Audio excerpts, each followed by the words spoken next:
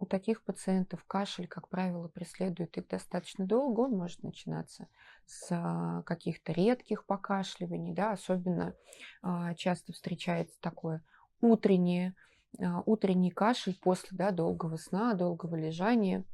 В течение дня он может даже не встречаться, либо быть каким-то очень редким.